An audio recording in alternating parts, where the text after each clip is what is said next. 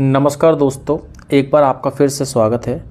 आज मैं आपको शिक्षक चयन परीक्षा, प्राथमिक शिक्षक चयन परीक्षा के बारे में कुछ आंकड़े बताना चाह रहा हूँ कि आप जो तैयारी कर रहे हैं उसमें कितना कंपटीशन है और कितने कंपटीशन में आप फाइट करेंगे और उसके बाद वो सिलेबस को 45 दिन में आप किस तरह से कवर करेंगे उसके बारे में मैं आपको बताना चाहता हूँ।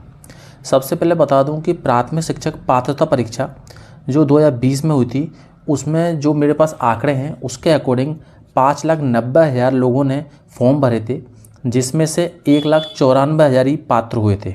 मैं आपको बता दूं 1,94,000 में जो नियुक्ति पत्र बढ़ चुके हैं वो 12,539 को नियुक्ति पत्र बढ़ चुके हैं।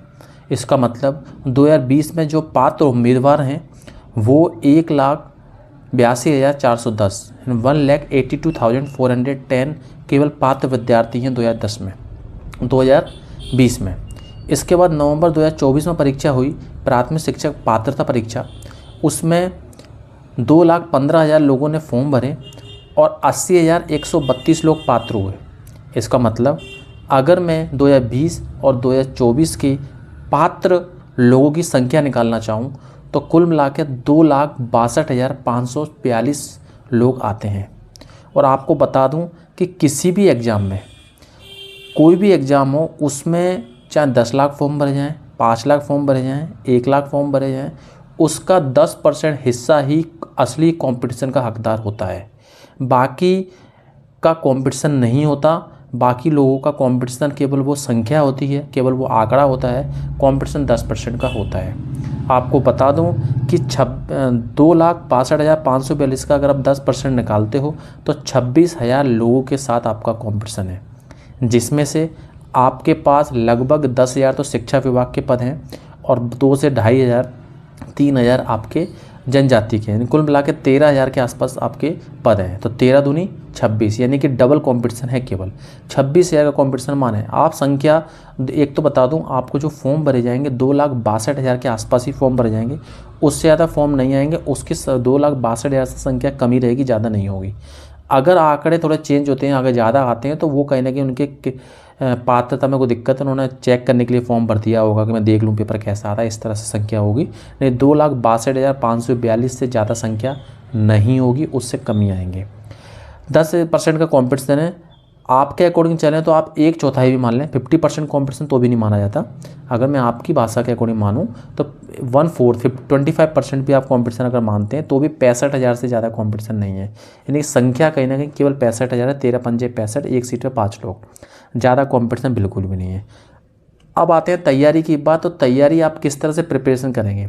45 दिनों में आप कोचिंगों के चक्कर ना लगाएं। कोचिंगों के चक्कर लगाएंगे तो आपका समय बर्बाद होगा। Self study is the best study. यदि आप सेल्फ स्टडी करेंगे और थोड़ा समझने की कोशिश करेंगे तो आप सिलेबस आसानी से कवर कर सकते हैं। सबसे पहले मैं हिंदी और इंग्लिश की बात करूं। हिंदी और इंग्लिश में 30 नंबर का एग्ज़ाम हो रहा है।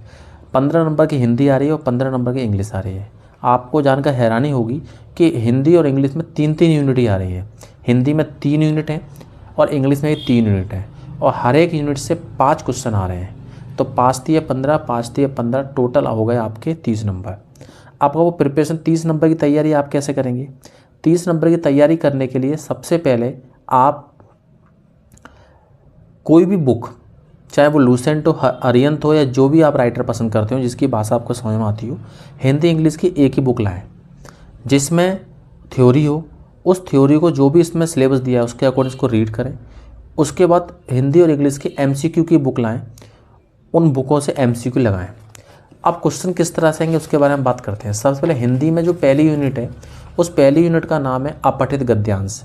इसका मतलब ये है कि आपका हर एक सेट में आपको एक अपठित गद्यांश जरूर दिखेगा, और एक अपठित गद्यांश दिखेगा तो उसमें से आपसे 5 प्रश्न पूछेगा। क्लियर है। 5 प्रश्न पूछेगा तो 5 नंबर तो ये खत्म हो गए। दूसरी यूनिट की बात करूँ तो उसमें हिंदी वर्णमाला, स्थानवर्तनी, संज्ञा, लिंग, वचन, कारक, सर्वनाम, क्रिया विशेषण, तत्सम, पर्यायवाची, विलोम, अनेक शब्द और वाक्यांश के लिए एक शब्द। केवल 2 यूनिट में इतना ही है। इसमें किस तरह से क्वेश्चन पूछेगा।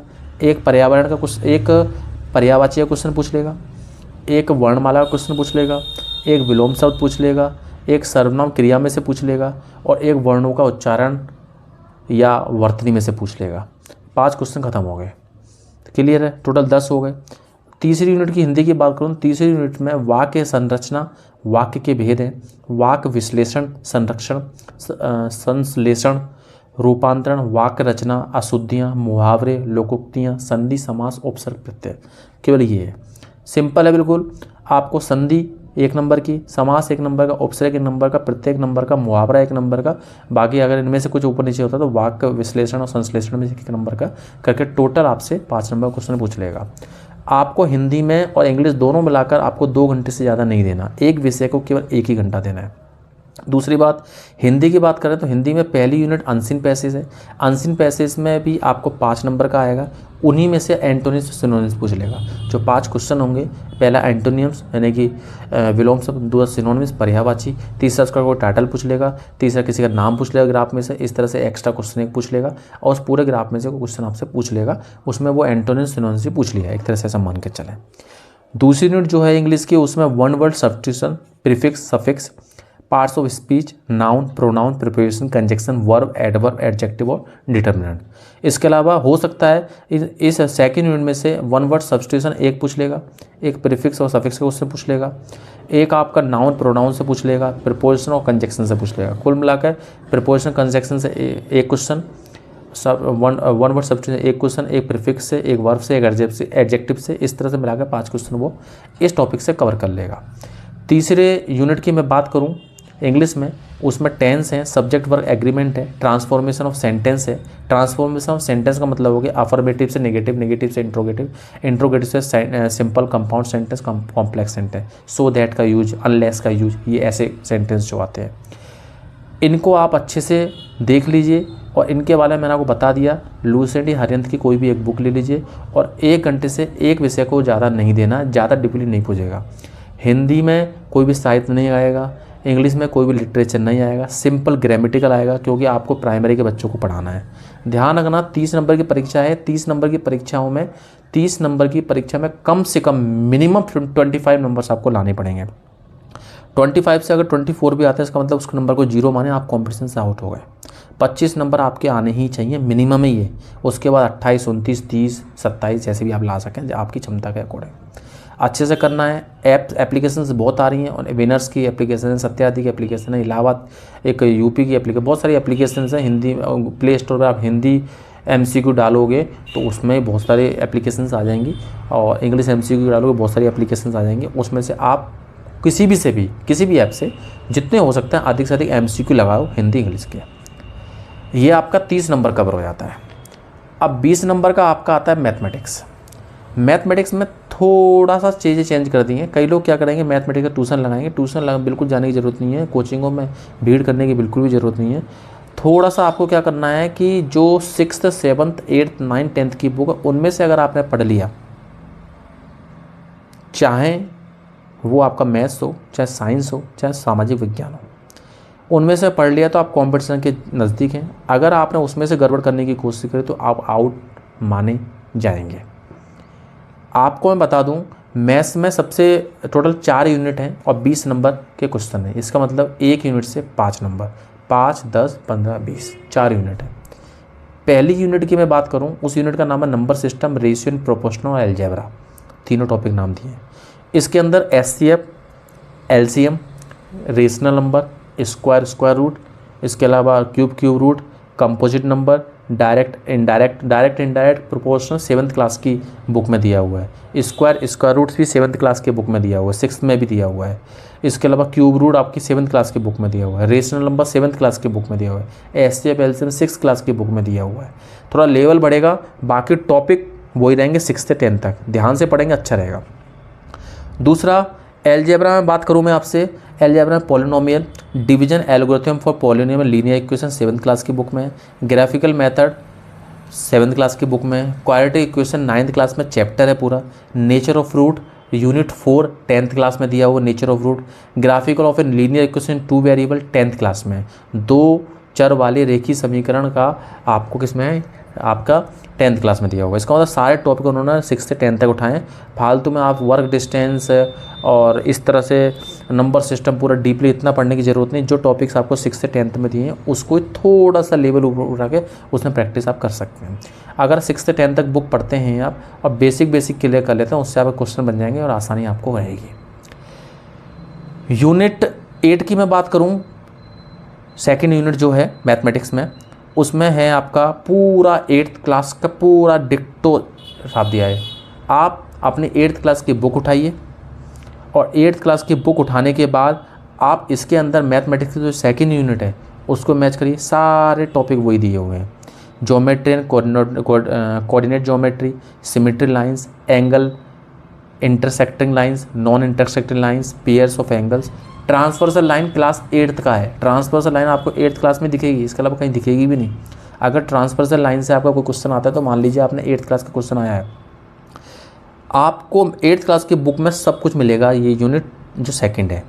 उसके अलावा parallel to the same line, triangles, types of triangle, triangle कितने प्रकार के होते हैं, 3 प्रकार के ट्राइंगल्स होते हैं, angle sum property of triangle, congruence of triangle 10th class का है, इसमें 10th क्लास डाल दिया है। सिमिलर फिगर्स 10th क्लास में है। इसके लिए area of similar triangle 8th class में है। पाइथागोरस थ्योरम 8th क्लास में है। क्वाड्रिलेटरल पूरा 8th क्लास में है। कितने प्रकार के क्वाड्रिलेटरल्स होते हैं, स्क्वायर होता है, रोम्बस होता है, पैरेललोग्राम होता है, ट्रेपेजियम्स होता है, रोम्बस होता है, सारे क्वाड्रिलेटर का 8th क्लास में एनसीईआरटी की बुक में पूरा चार्ट बना हुआ है। अगर उसकी थ्योरी के अकॉर्डिंग आप काम करते हैं तो आप बहुत जल्दी नज़दीक सफलता के पहुँच जाएंगे। Angle sum property of quadrilaterals, types of quadrilaterals, properties of parallelogram, conditions quadrilateral, mid point theorem class 10th में भी है और 8th में भी है। Area of parallelogram triangles 8th class में है। Triangles on the same base and between the same parallel class 8th class में एक थ्योरम है ये। इसके अलावा सर्किल से रिलेटेड जो क्वेश्चन हैं, कोड से रिलेटेड जो क्वेश्चन है, perpendicular from the centre to a कोड 8th क्लास में है। Circle through 3 points 9th class में है। इक्वल कोड 8th क्लास में है। Their distance from the centre angle subtended by an arc of a circle 8th class की theorem है। Cyclic quadrilateral 8th class में है, 9th 10th में नहीं है। Tangent to a circle 10th class में है। Number of tangent from a point on a circle 10th class में एक थ्योरम है। कोऑर्डिनेट ज्योमेट्री 10th क्लास में है, 2 डायमेंशन वाली 9th क्लास में है। Plotting a point in the plane of a coordinate are given distance formula 9th class में है। सेक्शन फॉर्मूला 9th क्लास में है। एरिया ऑफ ट्राइंगल 8th और 9th दोनों में है। तो सारे टॉपिक्स 6 से 10 तक दिए हुए हैं। यूनिट तीसरी जो है, जो यूनिट 9 के नाम से दी है, मेंसुरेशन ज्यामिति बोलते हैं इसे। इसके अंदर पेरीमीटर एरिया बचपन से 6th क्लास में पढ़ते आ रहे हैं। हीरोन्स फॉर्मूला 9th क्लास में दिया है। Area of triangle 7th class में है। Application of Heron's formula 9th class में है। Area of quadrilateral 8th class में है। Area related to a circle 8th class में है। Perimeter area of a circle 8th class में। Area sector and segment of a circle, area combination of plane figures 9th class में है। Area sector और segment of circle पूरी unit 9th class में दी हुई है। Surface area of cuboid 9th class में है, 8th में भी है। Surface area of cube, cylinder, sphere 9th में भी है, 10th में भी है, थोड़ा सा 8th में भी है। वॉल्यूम ऑफ ए सिलेंडर और cone, volume of sphere 8th 9th 10th तीनों में दिया हुआ है। 8th में बेसिक, 9th में थोड़ा मिडिल और 10th में एडवांस लेवल। तो तीनों लेवल को अगर आप पढ़ लेते हैं तो आपको जो सिलेंडर कॉन के क्वेश्चन हैं, शंकु के क्वेश्चन है, उसमें बिल्कुल भी डरने की ज़रूरत है, उन्हीं में से आ जाएगा। कोई बिल्कुल हार्ड नहीं आएगा। बस कैसे आएगा, वो आपको एक क्वेश्चन दे देंगे और उसमें surface area of A cuboid ये है, उसकी लेंथ कितनी होगी, है ना। इसके अलावा किसी बेलन की त्रिज्या इतनी है और ऊंचाई इतनी है, तो उसका आयतन क्या होगा। अब आप बेलन की आपको त्रिज्या दी हुई है, बेलन की आपको ऊंचाई दी हुई है, तो दोनों चीज़ दी हुई हैं। अब आपको उसका क्या निकालना है, आयतन निकालना है। अब आयतन का सूत्र याद होना चाहिए, पाई आर स्क्वायर एच। अगर आपको सूत्र याद नहीं होगा तो आप क्वेश्चन सोल्व नहीं कर पाएंगे। तो कुल मिलाकर 8th 9th 10th में जितने भी सूत्र दिए हैं, चाहे वो बेलन का हो, शंकु का हो, कोन है, आपका सिलेंडर है, क्यूबॉइड है, क्यूब है, जितने भी क्वेश्चन दिए हैं उन सारे फॉर्मूले की याद करो। उसमें से ज़्यादा कठिन क्वेश्चन बनेगा ही नहीं। और अगर कठिन बनेगा भी तो 10th का आप अच्छे से कर लेंगे तो उसमें से कठिन निकल जाएगा। ऐसा नहीं होगा कि पूरे हाई लेवल का आएगा, बिल्कुल नहीं आएगा। 10th तक पढ़ो। हालांकि 12th क्लास तक का स्टैंडर्ड दिया है, लेकिन उससे ज़्यादा पूछेगा भी नहीं। उसमें है ही नहीं टॉपिक, 12th में अलग टॉपिक है। इसमें जो सिलेबस दिया है वो 10th तक के सिलेबस हैं। अब वो ये तो लिख नहीं सकते कि 10वीं स्तर तक का होगा, उन्होंने 12वीं स्तर तक का लिख दिया। क्यों इसलिए लिख दिया? क्योंकि उसका स्तर वो बढ़ा देंगे क्वेश्चन का, इतना ही कर सकते हैं, इससे ज़्यादा कुछ नहीं कर सकते, सिंपल क्वेश्चन आएंगे। Surface area of combination of cuboid, volume of combination of cuboid, frustum of coin 10th class में, फ्रस्टम ऑफ कॉन का। इसमें 2 यूनिट्स और जोड़ दी हैं, एक स्टैटिक्स एंड प्रोबेबिलिटी जोड़ दी है और एक ट्रिग्नोमेट्री जोड़ दी है।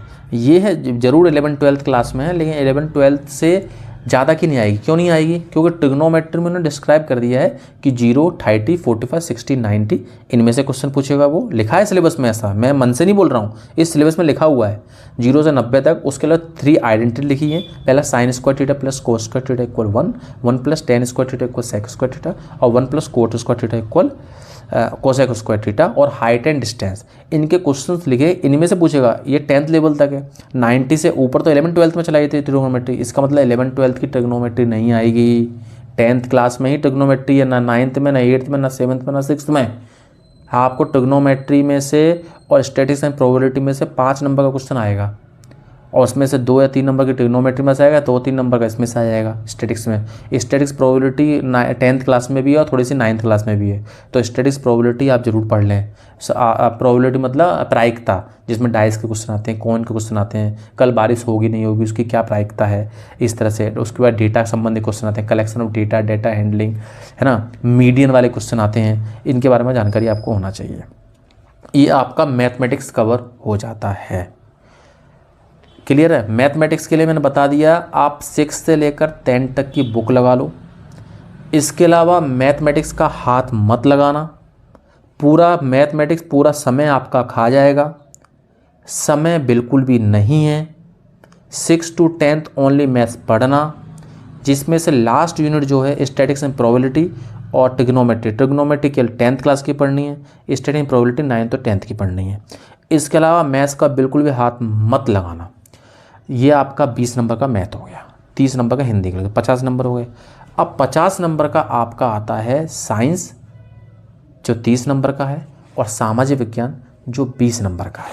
इनको कैसे तैयारी करेंगे, इसका मैंने बहुत ही अच्छे से डिस्क्राइब किया है। वीडियो थोड़ा सा लंबा हो सकता है, लेकिन इसमें 30 और 20 50 कैसे होगा। सबसे पहले हम विज्ञान की बात करते हैं, ठीक है। सेम स्थिति रहेगी, क्योंकि प्राइमरी टीचर का है तो 6 से 10 तक ही रहेगा, ध्यान रखना इस चीज़ का। सबसे पहले उसमें टोटल 6 यूनिट है, जो सिलेबस में उसमें 6 यूनिट है और 30 नंबर का क्वेश्चन है। 6 पंजे 30, एक यूनिट से 5 नंबर का क्वेश्चन। जैविक वर्गीकरण, पादक, जंतु जगत, मनुष्य में पाचन 8th क्लास का, श्वसन उत्सर्जन 10th क्लास का, प्रजनन तंत्रिका तंत्र 9th क्लास का, तंत्रिका तंत्र 10th में भी है, कोशिका, carbohydrate, protein, nucleic acid, enzyme, vitamin के जितने भी एमसीक्यू हैं सारे विटामिन के एमसीक्यू पढ़ लेना, चाहे वीडियो निकाल के पढ़ लेना। जैव विकास, आनुवांशिक एवं विभिन्नताएं, कुछ पर्यावरण भी आएगा, इसमें नाम दे दिए हैं, कुछ पर्यावरण भी आएगा, जैसे पर्यावरण के घटक हैं, पारिस्थितिक तंत्र है, इसके घटक पर्यावरण, प्रदूषण के, जैव विविधता, मानव स्वास्थ्य से संबंधित, रोग से संबंधित, रोगजनक, मानव रोग उत्पन्न करने वाले परजीवी कौन से होते हैं, ये पूरा क्या है, ये पर्यावरण है। तो पर्यावरण आपको 9th-10th में नहीं मिलेगा, पर्यावरण भी 8th क्लास में नहीं मिलेगा। पर्यावरण के लिए आपको 5वीं 6वीं 7वीं की बुक पढ़नी पड़ेगी। इसके अलावा पर्यावरण को थोड़ा सा अलग से पढ़ना पड़ेगा। तो ध्यान रखना, इसमें जो टॉपिक दिए हैं तो एक पर्यावरण की बुक जरूर ले आना, और उसमें जो टॉपिक दिए हैं उसे छाट लेना और उसके टॉपिक्स को पढ़ते जाना। प्रतिरक्षा विज्ञान की मूलभूत अवधारणाएं, वैक्सीनेशन, कैंसर, HIV, एड्स की सामान्य समस्याएं, औषधि एवं अल्कोहल व्यवसाय, ये आपका 5 नंबर का आएगा। दूसरा यूनिट 12 में पुष्पी पौधे के बारे में दिया है। द्विबीजपत्री के ऊतक क्या होते हैं, एक बीजपत्री क्या होता है, साड़ी क्या होता है, एक बीजपत्री, पुष्पी पौधों के विभिन्न भाग, जड़, पत्ती, पुष्पक, फल, बीज का संरचना, इस तरह से नाम दिया हुआ है। उच्च पादपों में प्रकाश संश्लेषण, स्वपोषी पोषण, प्रकाशीय वर्णक चक्रीय, अचक्रीय प्रकाश, पौधों में श्वसन, पादकों में परिवहन, उसके बाद पुष्पी पौधों में लैंगिक प्रजनन, पुष्प की संरचना, नर मादा, फसल के बारे में पूछा है, पौधे में जंतु का संरक्षण, वन संरक्षण, मृदा, कचरा संग्रहण और निपटान की विभिन्न विधियाँ। ये कुल मिला के सारा अगर पादक के संबंध देखा है तो ये विज्ञान ना लेकर इसको आप पर्यावरण कहेंगे, तो पर्यावरण का मैटर का भी ध्यान रखें। ठीक है। इसके अलावा यूनिट 13 में रासायनिक केमिस्ट्री आ रही है, जिसमें परमाणु संरचना और इलेक्ट्रॉन, परमाणु, हाइड्रोजन से लेकर ये परमाणु मंडल के विकास की पृष्ठभूमि तक पूरा परमाणु से रिलेटिव जो भी है, द्रव्यमान, आइसोबार वगैरह, ये सारे यूनिट 13 में आएंगे 5 नंबर का। यूनिट 14 में भी रसायन एक है, जिसमें हाइड्रोकार्बन वर्गीकरण, एल्केन, एल्कीन, एल्काइन, नाम पद्धति, यौगिक एवं भौतिक, रासायनिक युगधर्म, एथेनॉल गुणधर्म, एरोटिक, हाइड्रोजन भौतिक और रासायनिक गुण, कैंसरजन युग्म एवं वैश्विक साबुन तथा अपमार्जक। दूसरा 15 में भौतिकी है, भौतिक में बल है, यांत्रिक ऊष्मा मात्रक पद्धति है, मूल एवं व्युत्पन्न है, मात्रक दूरी स्थापना है, चाल वेग त्वरण है, एक समान व्यक्ति त्वरित गति की समीकरण है। इसके अलावा कार्य ऊर्जा, शक्ति, गति से स्थिति ऊर्जा है, आर्किमिडीज का सिद्धांत है, ताप है ऊष्मा 9th क्लास में है, आर्किमिडीज का सिद्धांत 9th क्लास में, विशिष्ट ऊष्मा चालन से वहन 10th क्लास में है। और यूनिट 16 में भी भौतिकी दिया हुआ है, इसमें विद्युत चुंबक से संबंधित है, प्रकाश एवं ध्वनि से संबंधित है, विद्युत आवेश, कूलाम का सिद्धांत, चालक कुचालक, ओम का नियम दिया हुआ है इसके अंदर।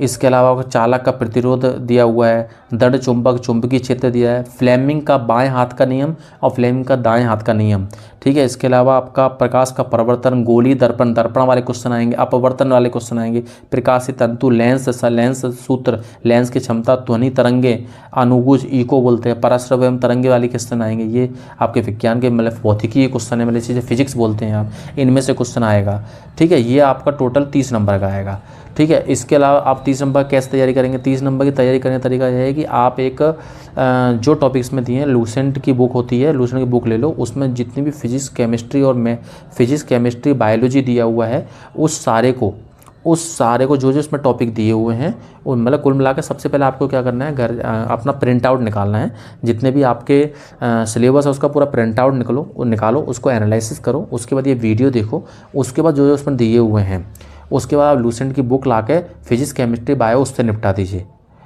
थ्योरी नहीं लानी है तो MCQ ले आओ, MCQ लाओ, MCQ जितने अधिक से अधिक लगा सकते हो MCQ लगाइए। फिजिक्स, केमिस्ट्री, बायोलॉजी आप उसी से निपटा सकते हैं। सामाजिक विज्ञान की अगर हम बात करें तो सामाजिक विज्ञान में टोटल 20 नंबर क्वेश्चन और 4 यूनिट है, 17, 18, 19, 20 4 यूनिट है। उसमें हिमालय की नदियाँ, प्रायद्वीपीय भारत की नदियाँ, भारत की जलवायु, पृथ्वी का घूर्णन परिक्रमण, उसके नदी, पवन, समुद्र, ठीक है। इसके अलावा भारत की प्रमुख फसलें, चावल, गेहूँ, ये सारी फसलें के नाम हमारे हैं। 18 में इतिहास आ रहा है, प्राचीन भारतीय इतिहास, महाकाव्य, विदेशी यात्रा, हड़प्पा संस्कृति, धार्मिक और सांस्कृतिक विकास, वैदिक काल, बौद्ध जैन धर्म, सेब, 16 महाजनपद, मगध का उत्कर्ष कैसे हुआ, प्राचीन भारतीय राजवंश, मौर्य, गुप्त, वर्धन, चोल, चालुक्य, पल्लव कैसे आए, राजपूतों का उदय कैसे हुआ, दिल्ली सल्तनत, मुगल साम्राज्य, मराठा का उत्कर्ष कैसे हुआ। उसके आधुनिक भारतीय इतिहास भी आ रहा है, 1857 की क्रांति के बारे में पूछेगा, यूरोपियन में भारत का आगमन कैसे हुआ, पुर्तगाली, डच, फ्रांसीसी कैसे, पूरी हिस्ट्री डाल दी। SST मतलब हिस्ट्री, लेकिन डरने की जरूरत नहीं है, इसका आंसर दूंगा मैं आपको। उनके युद्ध, ब्रिटिश, भारतीय राष्ट्र आंदोलन आएगा, भारतीय का संवैधानिक विकास एवं निर्माण, 1773 से लेकर 1950 तक किस तरह संविधान का निर्माण किया गया, फ्रांसीसी क्रांति, जर्मनी का एकीकरण, इटली का एकीकरण, यूरोप में समाजवाद स्वीकृति, प्रथम विश्व युद्ध, दूसरे विश्व युद्ध। 19 में पूरा यूनिट 19 में तीसरी यूनिट में सामाजिक विज्ञान की तीसरी यूनिट में पूरा संविधान है, राजनीतिक सिद्धांत का बोध से लेकर लोकतंत्र, भारत के संविधान का गठन और भारतीय प्रजातंत्र की कार्यप्रणाली, प्रशासनिक व्यवस्था, 73वां 74वां संविधान संशोधन, पंचवर्षीय योजना, नीति आयोग, भारत में निर्वाचन, महिलाओं की निर्वाचन भूमिका, विश्व के प्रमुख संगठन, दाक्स, आसियान, संघाई सहयोग, G8, G20 और लास्ट यूनिट में इकोनॉमिक्स डाल दिया उन्होंने, वो मतलब सारा डाल दिया, इकोनॉमिक्स अर्थशास्त्र डाल दिया, उसमें अर्थशास्त्र की मांग, पूर्ति, इसके अलावा आपकी जो है आपका अर्थव्यवस्था का क्षेत्र, प्राथमिक, द्वितीय और तृतीय, मुद्रा, बैंकिंग, राष्ट्र आय, ठीक है। इसके अलावा आपका अंतर्राष्ट्रीय व्यापार संतुलन, भारत में उदारीकरण, निजीकरण, वैश्वीकरण की नीति, महत्व का प्रभाव। कुल मिलाकर सामाजिक विज्ञान 20 नंबर का, विज्ञान 30 नंबर का, टोटल 50 नंबर का तरीका ये है कि आप एक लूसेंट की बुक लाइए, अगर आपको तैयारी करनी है तो एक थ्योरी की बुक भी लाइए और एक MCQ भी लाइए। सबसे पहले MCQ पे ध्यान देना है, मैं पहले थ्योरी नहीं बोलूँगा, कारण क्या है, हमारे पास समय कम है, तो आपको क्या है जितने अधिक से अधिक हो वो उस MCQ की जो लूसेंट की पूरी बुक है उसके अंदर फिजिक्स, केमिस्ट्री, बायोलॉजी वो ख़त्म करनी है, उसके अंदर इकोनॉमिक्स भी है, अर्थशास्त्र बोलते हैं, वो भी ख़त्म करना है, उसके अंदर जितने भी आपका ज्योग्राफी है जो इसमें नदियाँ वगैरह हैं वो ख़त्म करना है, उसके अलावा उसके अंदर जो आपका संविधान है वो ख़त्म करना है। बहुत सारे MCQ, इतनी मोटी बुक आएगी MCQ की, बहुत शानदार बुक है। उसमें से आप जितने पढ़ेंगे, जितना अधिक से अधिक पढ़ सकते हैं पढ़ लीजिए। कुल मिला के एक ही बुक पे ध्यान देना है, ठीक है। उसमें से आपका पूरा सामाजिक विज्ञान और पूरा विज्ञान क्लियर हो जाएगा, ठीक है। लास्ट बात, इन सारे सिलेबस हट के मैं एक बात और कहना चाहूँगा कि इस पूरे सिलेबस को मंथन करने के मंथन मैंने जो किया, इसे मैंने एक अंदाज़ा लगाया कि आपको 1.5 साल का करंट अफेयर भी तैयार करना है। 1.5 साल का करंट अफेयर का मतलब ये हो गया कि 2024 का 1 जनवरी 2024 से लेकर 31 दिसंबर 2024 का, और जो 2025 चल रहा है अगस्त तक, ये पूरा करंट अफेयर तैयार करना है। पतली सी बुक ले आना, ज़्यादा टाइम नहीं लेना, रोज़ आधा घंटा पढ़ोगे तो भी करंट अफेयर कंप्लीट हो। स्पीडी टाइप की बुक आती है, स्पीडी ले आना। 1.5 साल का करंट अफेयर करना है आपको। उस करंट अफेयर के टीचर में क्या काम, आपको बता दूँ कि इसमें यूनिट 19 यानी कि करंट अफेयर मैं इसलिए बोल रहा हूँ, आप पूरा सिलेबस देखेंगे उसमें यूनिट 19 नाम से है। यूनिट 19 में लिखा हुआ, लास्ट पॉइंट लिखा है, विश्व के प्रमुख संगठन दाक्षेस, SAARC, ASEAN, Shanghai, G20, G8, इसमें वो करंट अफेयर बना सकता है।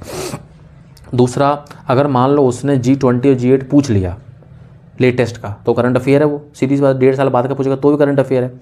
दूसरा, यूनिट 20 में लास्ट पॉइंट दिया अंतर्राष्ट्रीय व्यापार, उसमें भी वो करंट अफेयर बना सकता है। तो कुल मिलाकर मैं बता दूं, आप केवल 1.5 साल के करंट अफेयर के MCQ ही पढ़ना है आपको।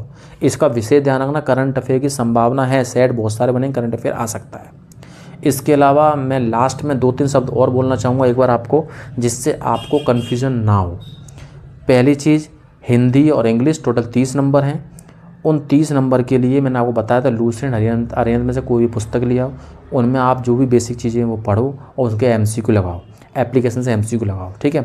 उसके अलावा आपका मैथमेटिक्स में मैंने बता दिया 6 से 10 तक की बुक करनी है, इसके अलावा कुछ नहीं करना। उसमें ट्रिग्नोमेट्री 10th क्लास की ट्रिग्नोमेट्री पढ़नी है, इसके अलावा नहीं पढ़ना है। स्टैटिक्स प्रोबेबिलिटी 9-10 की पढ़नी है, नहीं पढ़ना है, ठीक है। उसके अलावा कुछ नहीं पढ़ना। तो 30 और भी 50 हो गए। अब 50 नंबर आपका सामाजिक विज्ञान और विज्ञान बचा। लूसेंट की MCQ की पुस्तक लाओ, लूसेंट की उसकी थ्योरी की पुस्तक लाओ। MCQ जितने भी फिजिक्स, केमिस्ट्री, बायोलॉजी है वो पढ़ो, पूरा भूगोल है वो पढ़ो, हिस्ट्री है वो पढ़ो, सिविक्स, ज्योग्राफी वो पढ़ो, इसके अलावा अर्थशास्त्र है वो पढ़ो, है ना। और इसके अलावा जितने भी उसमें इस सिलेबस से रिलेटेड सब्जेक्ट हैं वो सारे उस एक ही बुक से पढ़ने हैं। इससे क्या होगा आपको, मैंने कितनी बुक बताई आपको, मैंने कोई फालतू चीज़ आपको नहीं बताई। मैंने इतना बताया आपको कि भैया हिंदी के लिए और इंग्लिश के लिए एक एक लूसेंट की बुक ले लो या अरिहंत की बुक ले लो, ठीक है। मैथ के लिए 6 से 10 तक करना है बस। और सामाजिक विज्ञान और विज्ञान के लिए लूसेंट की MCQ, लूसेंट की थ्योरी ले आओ।